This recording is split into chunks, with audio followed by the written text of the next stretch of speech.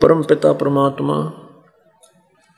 सर्व सृष्टि रचनहार कुल मालिक कबीर परमेश्वर कबीर देव, ये वो परमात्मा है जिसने सर्व सृष्टि की रचना की है। ये वो परमेश्वर है जो दुखी प्राणी को सुखी कर सकता है। प्रारब्ध के अंदर लिखे हुए पाप कर्मों को, आने वाले जीवन में भयंकर दुखों को वो परमेश्वर नाश कर सकता है, समाप्त कर सकता है। ये वो परमात्मा है कबीर देव, कबीर प्रभु, कबीर परमेश्वर, जो पाप विनाशक है और मासा घटे न तिल बधे, विधना लिखे जो लेख, और सच्चा सतगुरु मेट कर ऊपर मारे मेख। जमजोरा जासे डरे मिटे कर्म के लेख, अदली असल कबीर हैं वो कुल के सतगुरु एक। ये वो परमात्मा है जो प्रत्येक असंभव काम को संभव कर सकते हैं। कबीर परमेश्वर की, कबीर देव की डिक्शनरी में, कबीर परमेश्वर के शब्दकोश में असंभव शब्द नहीं है, इम्पॉसिबल वर्ड नहीं है।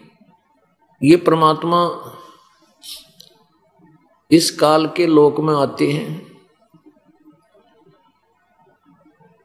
और काल के द्वारा अपने अज्ञानी संदेशवाहकों द्वारा इतना अज्ञान फैला दिया गया होता है कि प्रत्येक प्राणी परमात्मा की परिभाषा डेफिनेशन से भी अपरिचित हो जाता है। वो परमेश्वर नए सिरे से उस तत्व ज्ञान का प्रचार करते हैं और उस समय के जो अज्ञानी गुरु, जो काल प्रेरित संत ऋषि महर्षि होते हैं, वो उस परमेश्वर का जबरदस्त विरोध करते हैं। राजा और प्रजा को भ्रमित करके उस प्रभु का विरोधी बना देते हैं। लेकिन परमेश्वर प्रत्येक बार अपने कार्य को पूर्ण रूप से सफलता से करके जाते हैं। जैसा कि आप सुनते हो कि परमेश्वर कबीर जी चारों युगों में आते हैं। सतयुग में आते हैं, उसमें उनका एक नाम सत्सुकृत प्रचलित रहता है। उसके अतिरिक्त अन्य भी नामों से वो कुछ समय के लिए आते हैं, लेकिन एक जो सत्सुकृत नाम है, इसमें वो पूर्ण एक लीला करते हैं।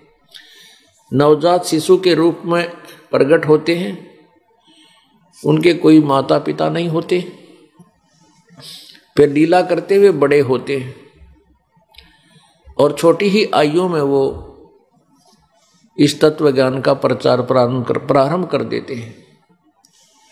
और उस समय के जितने भी ज्ञानी, वो विद्वान कहलाते हैं, ज्ञानी कहलाते हैं, वो टोटल अज्ञान से परिपूर्ण होते हैं। परमात्मा के सत्य ज्ञान का विरोध करके जनता को भ्रमित रखते हैं। कुछ एक प्राणी ही परमात्मा को पहचान पाते हैं, उनका वो उद्धार सतयुग में कर देते हैं। इसी प्रकार परमात्मा त्रेता युग में परमात्मा जब आते हैं, उनका नाम मुनिंदर होता है, ऋषि मुनिंदर।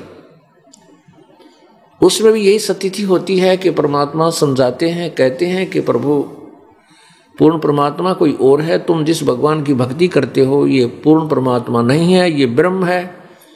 ब्रह्म 21 ब्रह्मांड का प्रभु है, इसकी भक्ति से तुम्हें मोक्ष प्राप्त नहीं हो सकता। परंतु उस अज्ञान से परिपूर्ण वो ऋषि महर्षि परमात्मा का विरोध करते हैं, जनता को सत्य से अपरिचित रखते हैं। फिर परमात्मा द्वापर युग में आते हैं, उसमें उनका नाम करुणा में रहता है। इसी प्रकार एक बालक रूप में प्रकट होते हैं, धीरे धीरे बड़े होते हैं। पूरा जीवन एक मनुष्य का, एक पूरा मनुष्य का जैसा जीवन वो जी करके एक लीला करके प्रत्येक युग में जाते हैं। इसी प्रकार परमात्मा कलयुग में आते हैं और कलयुग में उनका नाम कबीर होता है। ये कबीर नाम कलयुग के अंत तक चलेगा, यह इनकी समर्थता का प्रमाण होगा। अन्य रूपों में भी वो आते रहते हैं, वैसे भी प्रकट हो जाते हैं, लेकिन कबीर रूप में जो आए थे इस कलयुग में सन 1398 से सन 1518 तक 120 वर्ष तक परमेश्वर इस धरातल पर रहे और 5 वर्ष की आयु से ही इस तत्व ज्ञान का प्रचार करने लगे। जिनके सामने वो प्राकांड विद्वान महर्षि कहलाते थे वो भी निरुत्तर हो जाते थे, लेकिन मानते कति नहीं थे, क्योंकि वो काल प्रेरित होते हैं। उस परमेश्वर ने प्रत्येक युग में आकर के अपने तत्व ज्ञान का ढंढोरा बजाया, ढोल पीटा। परमात्मा कहते हैं, चारों युग में संत पुकारे, कूक कहा हम हेल रे, हीरे माणक मोती बरसें, यो जग चुगता ढेल रे। परमात्मा कहते हैं कि चारों युगों में हम आए और मेरे संतों ने भी मेरे ज्ञान का डंडोरा पीटा, ऊंची आवाज लगा लगा कर जनता को पुकार पुकार के बताया कि तुम तो साधना करते हो गलत है, ये सच साधना जो हम बता रहे हैं ये है। लेकिन ये भोली जनता हीरे और मोतियों को छोड़कर कंकर पत्थर वो डले उठाए फिर रहे हैं। आन उपासना रूपी ये ढेल डले उठा रखे, कंकर इकट्ठी कर रखी हैं हीरे और मोती की जानकर। परमात्मा कहते हैं कि चारों युग में संत पुकारे और कूक कहा हम हेल रे, ऊंची आवाज लगाकर हेला देकर हमने कहा कि हीरे माणक ये मोती बरसे, ये तत्व ज्ञान रूपी इस यथार्थ भक्ति से जो बनने वाली कमाई है वो हीरे मोती जानो। और आन उपासना जो अन्य पूजाएं हम करते हैं वो डले ढोरे हैं, वो डले कंकर पत्थर हमने अपने सिर पे रखे हैं, ये जान करके हमने बहुत धन इकट्ठा किया हुआ है, लेकिन वो धन नहीं है, वो भक्ति धन नहीं है।